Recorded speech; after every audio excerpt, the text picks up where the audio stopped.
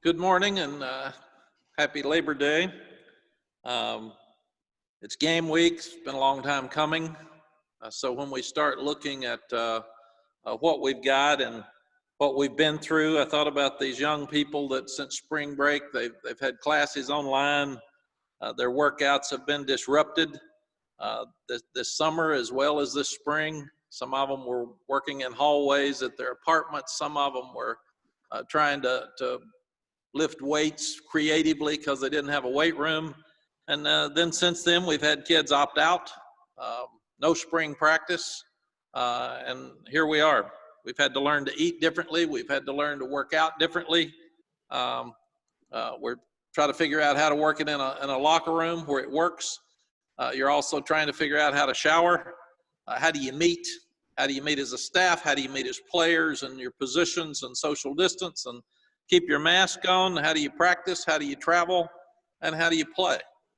And it all works. And now your game week and we'll be tested 3 times a week. So we were tested this morning. We'll be tested Wednesday after practice. And then I was just told we'll be tested Friday afternoon.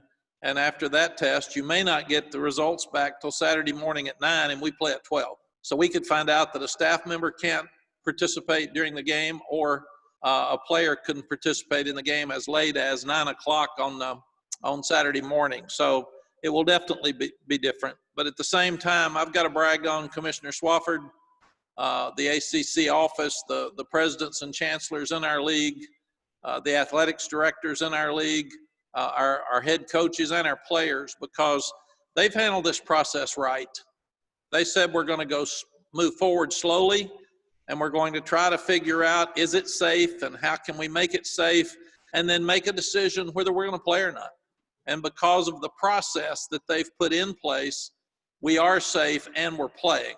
So I really commend all of those folks. I was on those head coaches meetings each week, and all of the head coaches were working to try to make it work out for each other so we could play. So usually you've got a lot of individualism when you've got head coaches and athletics directors and even presidents and chancellors meeting. They're trying to make sure that whatever is best for their university fits. And I think here, everybody just said, let's figure this thing out. What's safe? And if it's safe, can we play? And I'm so excited that because of that, we're moving forward. I hate the fact that our wonderful fans won't be at the games on Saturday. Because last year they sold out every game and they were a true home field advantage, and we'll lose that. We'll lose that advantage Saturday against Syracuse. And our fans have stepped up to 70% of them either donated their money for the season ticket holders, either donated their money for the season tickets back to the athletics departments who are all struggling financially, or they have rolled their money over for next year for their tickets. So our fans have been outstanding. And what I encourage our fans to do is get your game day gear on, go tailgate with your family at home, and you scream in front of that TV as loudly as you can so we can hear you in the stadium when we come. What is different, though, is that I'm responsible for our football family, and that's our parents and our players. And right now our parents are not allowed to come to the game. These parents have seen these kids play since a very early age. And they need to be there. And they need to be there to celebrate with them after a win, to try to pick them up after a game that you didn't play well in. Maybe they didn't play and they need mental support, because mental health is so important right now, and their academic support. But also we play a very physical game.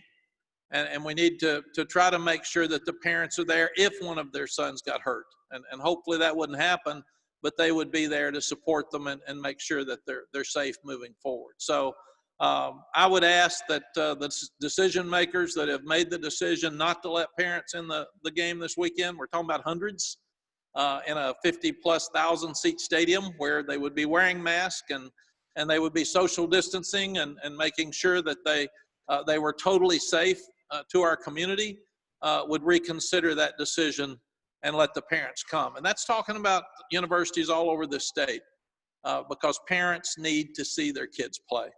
And that's very, very important from our standpoint moving forward. Our team's excited about the challenge on Saturday of Syracuse. We've had a lot of hype since the bowl game.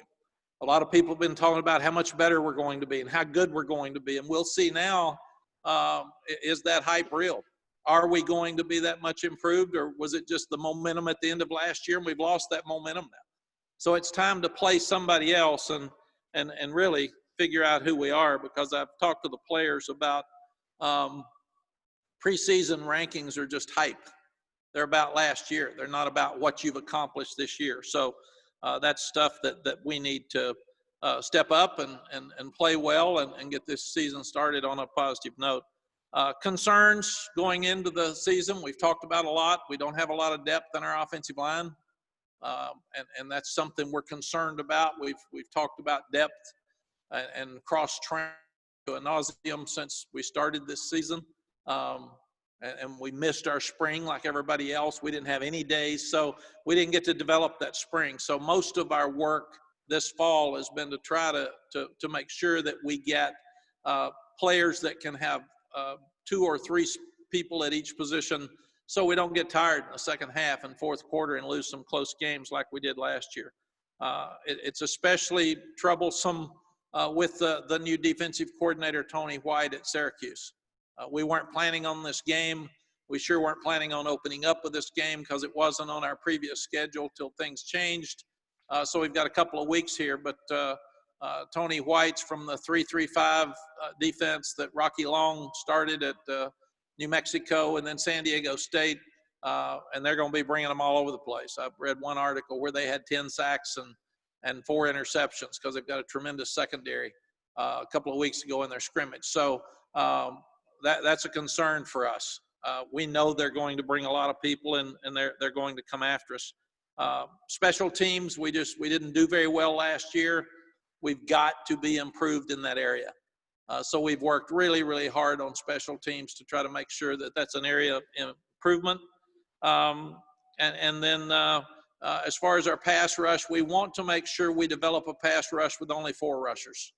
We don't want to have to bring extra players all the time because it makes it more difficult for Jay Bateman, our defensive coordinator, when he's got to look at trying to bring a lot of extra guys and only play man coverage and somebody that throws the ball as well as DeVito and Syracuse. It would be troublesome for us. We've gotten 21 practices in to this point. Normally you would have 25. We had an extra 2 weeks or 10 days to prepare. So we did have our practices suspended for 4 days there, but we're going to get 25 practices in over this time. And because we had extra time, we were able to go a little bit slower and spread the practices out. So we'll still get the same number of practice sessions that we would have gotten leading into the Central Florida game, which would have been last Friday. And this week we would have obviously been playing Auburn in Atlanta. So all of that changes. John Wildhack, the athletics director at Syracuse, is a dear friend of mine. He hired me for ABC and ESPN as soon as I got through at Texas. So I really love John, appreciate John and all he stands for, and he's doing a great job there. Dino Babers, I coached against Dino when he was at Texas A&M and at Baylor. He kind of grew up with Dick Tomey at Arizona and Hawaii, but he got into the Art Briles system, and that's what they are. They run the ball. He's changed it a little bit from the Art Briles days, but it's still the Art Briles system that they had at Baylor.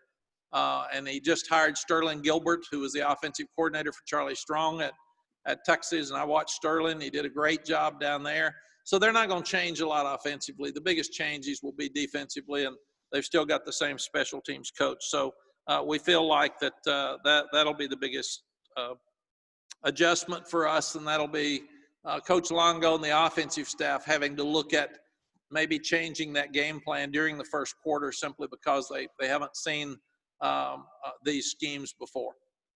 Then you also look at their 7 starters back on offense, so we're going to know a lot about who they are, led by their quarterback. They've got really strong receiving core, but they only have 4 guys coming back on defense, so we've had to dig really hard in this short period of time to try to find the guys that some of them, the 7 that weren't starting, find them and try to figure out their playing time. Their kicker was 11 for 11 last year inside the 40, so he's very, very accurate. And they've got a freshman punter that they feel like can be really, really good. So questions from anybody? All right, thanks, Coach. We will begin with Andrew Jones. Just a reminder to please give your name, your media outlet, and unmute yourself for your question. So, Andrew, go ahead. Hey, Coach. Andrew Jones from Tar Heel Illustrated. I was just curious if you had a chance to watch any of the games that were played this past weekend, and if you learned something about seeing them kind of navigate through some of the changes for this year. Yeah, Andrew, it's a great question. I should have mentioned it in my opening remarks. I watched every one of them, and that's all I did. And number one, there were a lot of mistakes.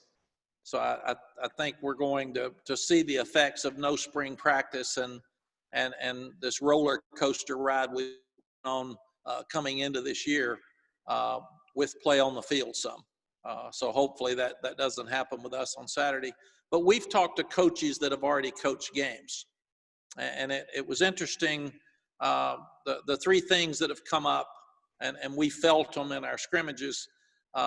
It's harder to get your substitutions lined up, especially for special teams, because you've extended the box. And players are much more spread out, and it's harder to communicate with your mask on. So we're really working hard to try to figure out, can we get a clear mask where the players can read your lips if they can't hear you? And you've still got some noise because you're playing some music between plays, you're playing some crowd noise. So when we think there's no noise, there actually is some. So communication for substitution, especially special teams, and communication with the mask on is something that's been different.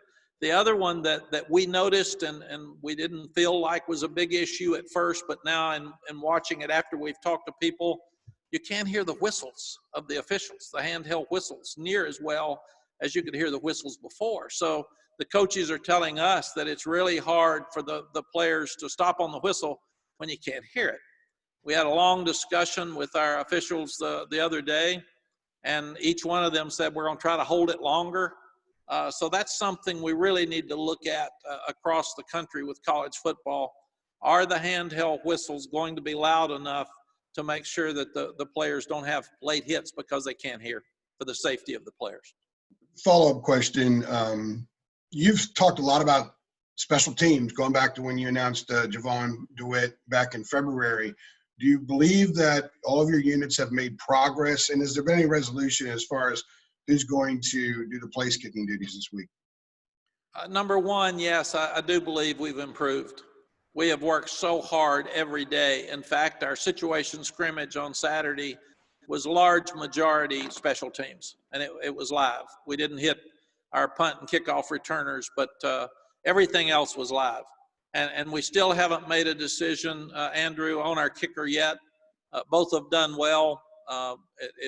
It is true that Grayson Adkins has got a really strong leg, and he gets it so high when he kicks it. So as of today, he would be our kicker on Saturday, but we'll probably make that decision on Thursday after practice. Thank you. I appreciate it. Okay, we're going to move over to Dina King. Dina, go ahead. Hey, Coach. Dina King, Tar Heel Illustrated. You guys last year had one game at noon kickoff, and that was the bowl game against Temple. What's your thoughts on playing an early noon kickoff game? Dana, it's a good question. Last year we didn't want them because we didn't think it was best for our fans. Well, until we get fans coming, I'd like to get up and play. So our fans will be in front of the TV at noon. If they told me right now we weren't going to have fans in our stands for the rest of the year, I'd like every game at noon. So our guys could get up, go play, and then have the rest of the day to be around their families and enjoy the other games. So I'm not concerned at all about a noon game with no fans. Now, if it's fans, I'd a lot rather it be night games because it's cooler and they have all day to enjoy each other and prepare. But that's when we had fans in the stands. And to follow up on that, is there going to be any change, like in your protocol for an early game with the COVID situations? Will the team still possibly stay in a hotel, or what's the plans for that? Dana, we've worked on all this stuff so hard, and it's just crazy that we're going to take 2 buses. We are going to stay in a hotel. We're having to make sure that we match up guys as roommates that maybe live together now to make sure they're safe in the same room. We're having to try to figure out how we get meetings because you can't put all the guys in the same room at the same time. So we're having to stagger meetings. And even it looks like right now for pregame meal, because there's not enough room to feed our whole team at the hotel we're staying in, we might have to have carry out and pick up. So the guys come down and get their food and take it back up to the room. So it is very different than anything we've ever done before. And these players have been incredible with their flexibility. I've never seen anything like it. They haven't griped about anything. I mean, they're getting that swab stuck up their nose 3 days a week. I don't like it. They're saying, Coach, it's the only way we're going to play. So let's do it. We tell them we won't know that they're going to get to play till 9 o'clock on Saturday morning in some cases. They don't care. They want to play. So I think by all they've overcome that they're going to put up with anything they need to be ready to go on Saturday. Thank you. Okay, Aaron Beard, you're up next. Go ahead, Aaron. Hey, Mac, Aaron Beard with the AP. You mentioned the idea of mistakes maybe showing up a little bit earlier because of the altered offseason and training in spring. Is that going to be a comparable thing, you think, to when you're starting a season and maybe it takes a little bit of time to kind of get your groove and kind of get everybody kind of clicking? It's one thing to do it in preseason camp. It's another thing to do it in a game. Is it going to be harder, or is it going to take longer, do you think, to hit that sort of that groove? Aaron, most of the time in the first ball game, a lot more games are lost than they are won. Is your team dead-legged? Have you overworked them? Are they tired because of preseason? Because you get more time in preseason than any other time. Because we don't hit as much now as we all used to. There's more turnovers because ball carriers, quarterbacks, running backs, and receivers, tight ends aren't as used to carrying the ball and being hit full speed. Are there more missed tackles because you don't tackle as much? The kicking game, you don't do it live in most cases. So I think normally we see a lot more mistakes in the first ball game than not. But I think it's even going to be more so now with the inconsistency. Some of these guys didn't think they were going to play 10 days ago or 2 weeks ago. So they woke up and started seeing people play and say, oh my gosh, we're going to play, man. I better pick it up. I got to get in shape. I got to watch what I'm eating. I got to practice better. So I think it's all kind of just jumped on us here. So I do think that we'll see a much better brand of football in the second and third week than we do on opening day. Thank you. Okay, next up is CL Brown. Hi, Coach. It's CL Brown, Raleigh News and Observer. I was wondering, obviously we see the too deep for players from week to week, but based on the contingencies that you might have to make because of COVID, what is that going to be like for coaches? Like if you have a Phil Longo who tests positive or something and he can't be on the sidelines or can't be in the coach's box for a game, what's your plan kind of like to juggle responsibilities of coaching staff if you have somebody who can't be there? CL, it's another great question. The NCAA has given us the right, if a coach is not able to coach during the game, you can replace him with a traditional non-coaching staff member. So you could put an analyst or you could put a quality control guy in his place on the field that week to help practice or during the ball game. So we could have a positive test on Wednesday with a coach and have to promote this young analyst at that time immediately and let him coach because it'd be after practice Wednesday. We probably wouldn't know till Thursday. He'd have to coach Thursday, Friday, and Saturday. We could have a coach test positive Saturday morning at 10 o'clock or at 9 o'clock. Didn't have to make that adjustment then. So what we've done is told the coaches, you are responsible to have someone to take your place. So Jay Bateman, have a play caller ready. Phil Longo, we have worked on it. Have somebody ready. If it's a running back coach that hops out, who takes his place? Because we've told the players, man, that the only thing certain about this year is uncertainty. So let's handle it. It's not going to be an excuse, regardless of who the player is or the coach. If it's me, we'll have somebody step in for me for those 10 days that I can't coach. So that's what all of us are trying to do. We're trying to do everything right to make sure that nobody gets sick. But this virus spreads so easily and so quickly. The odds of making it through the season without some coach being sick is probably not very good. So we have to be ready for that. And I also wanted to kind of get an update of sorts. At the beginning of fall camp, you kind of mentioned the receivers, the drop passes from last year, wanting to clean all of that up. How has it been? Like, as you enter this week going into Syracuse, what was it like, in the past month or so?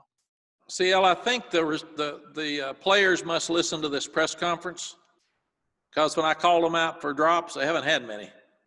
So that's good. So they're doing much better, and they've played well, and our passing game's getting back to where it needed to be. I do think part of it too was the fact that we're much better in the secondary. And I'm out there one day, and we're in Pascal, and the first 3 passes that we called, everybody was covered. So I liked it.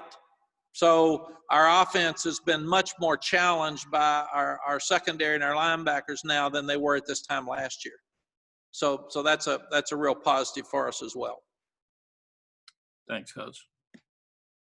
Okay, let's go over to Greg Barnes. Greg, go ahead. Hey, Mac. Greg Barnes in South Carolina. For the last 6 months, you've kept a solid footing, if you will, with regard to your assistants and the players about, the only certainty is uncertainty, kind of plowing through. On a personal level, with this roller coaster ride, have you dealt with highs and lows, wondering if this season is going to take place? Greg, another great question. Yes. The players and the coaches have actually pulled me up. I was really down one day, and I can't remember the specific day, but I didn't do a good job in the staff meeting, because I try to tell the coaches all the information I have and the players, and there's nothing. We're totally transparent. There's no elephant in the room. If I think we might not play, then it's my responsibility to tell everybody, there's a chance, guys, we will not play, and here are the reasons. And there was one day, and I can't remember exactly what it was. I'd gotten a call or some information, and I got too many friends out there in the media and higher positions in this sport. And I would ask them, and they're very honest with me, and everybody thought there was question marks. So I was this for a while. And then I realized what I've got to do is I've got to lead. My responsibility is only to help these coaches and these players navigate through these crazy waters. And I can't be up and down. I can't be wishy-washy. So I just got a plan and said, what I'm going to do is tell the guys that I'm planning on playing. Until they tell us no, we're going to play. And then if they move us to spring, this will be a great spring practice. We didn't have spring practice. So we are not going to sit around and have excuses. We're not going to have regrets. If we do play, let's prepare to do the best that we can do. And you stay on your academics. Nothing's changed there. And then I think it helped the kids' mentality that the NCAA gave their year of eligibility back, because that became something. I don't have to worry about losing this year if we don't play. What happens if we move to spring? What about redshirting? So none of those issues right now are out there. So I've done better, Greg, the last month probably, just because even when this started, I was saying, how do you play? How do we know that you're going to be able to do inside drill?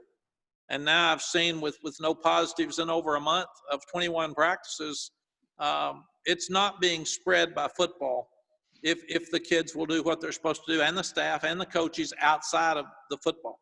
And as long as we stay in our bubble, and we do the things we're supposed to do. We'll probably have some positives because you're not sure how it spreads, but the risk is definitely lower if you keep your mask on and if you separate from people. And our guys are really trying to do that. They want to play, and I applaud all of those people I mentioned earlier to give these kids a chance to play. Now we just got to hope that they'll let the parents come and watch them. And with regards to that, with the parents coming, has UNC you asked the governor's office for any special considerations in that regard? I would have to let Bubba answer that, but I know that everybody at UNC thinks the parents should be able to see their kids play, and they want them to see their kids play. So, but they would have to answer what communication they've had. I've been a little overloaded. All right. Thanks, Mac. Let's move over to Brandon Ross. Brandon, go ahead. Hi, Coach. I'm from Syracuse, WAER. Total non-football question, but I just kind of wanted to pose this to you.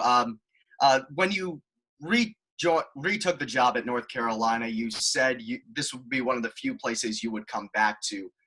When you went to Austin in the years since, did you keep your connection with the state of North Carolina up in any way, and if so, how? Well, Brandon, welcome, number one, and number two, yes. Sally and I had a house. We have a house up in the mountains of North Carolina that we've used. We've had it for 20-something years up in Linville, North Carolina, and every June 1st, I would go to Linville with Sally and doing all of my ESPN, ABC duties. I would stay up there until the leaves changed. So we had contact with a lot of our North Carolina friends long before that, but we really never left this state. And it is true. In retrospect, I interviewed a couple of times over the 5 years, 3 or 4 different times with universities, but we never really considered any of it. And when this one came up, we knew this is where we should be and what we should do at this time. And what makes Chapel Hill feel so much like home? I met my wife here, had our 29th anniversary yesterday. We raised our kids here. Most of our children went to school at UNC. And when we left here, we didn't really leave here. We said we went to Texas because at that time it was better for us to do that. But we've always loved Chapel Hill, and it's always been a place that we come back to, and we have so many great friends here. And it's what's made this transition so easy is the familiarity with the university. The vice president was one of my managers when I got here. So it's been interesting to see all of the people, whether it's from the high school coaching ranks or our boosters or the people at the university. It's just been fun to reconnect with old friends and make some new ones. Thanks, Coach. All right, next up is Ross Martin. Ross, go ahead. Hey, Coach. Ross Martin, Inside Carolina. Last, 2019, you had a new quarterback. You had 2 new linebackers, new offense, new defense. What are you most nervous about entering the opener against Syracuse? Can be on the field or anything else. Ross, I'm most nervous about our offensive line picking up the multiple blitzes that we're going to see. Syracuse front is back, and they're very talented, and their secondary is very good. It'll be one of the best secondaries in the country, and we're having to look at video from other places to see what kind of schemes they're going to use. Obviously, they're going to adjust those schemes to their personnel. And then some of the linebackers we've seen, some of them we haven't even seen. So if you ask me, we started out last year with protection issues in our South Carolina and Miami game, and now we're playing a team that we haven't seen before, that we weren't prepared for, and we've got fewer players ready to play on the offensive line on a hot day than I would like. So obviously, other than all the other stuff that coaches worry about in opening ball games, that would be my biggest concern, is we've got to protect the quarterback. Thank you. Well, Coach, that was the last one in the queue for us. So I think we have come to an end. So thank you for your time. Thank you. Thank you all very much. And we will see you Saturday, whether it's in the press box or like this. So you have a great week. We're excited about playing. Thank you. Good luck. Thank you.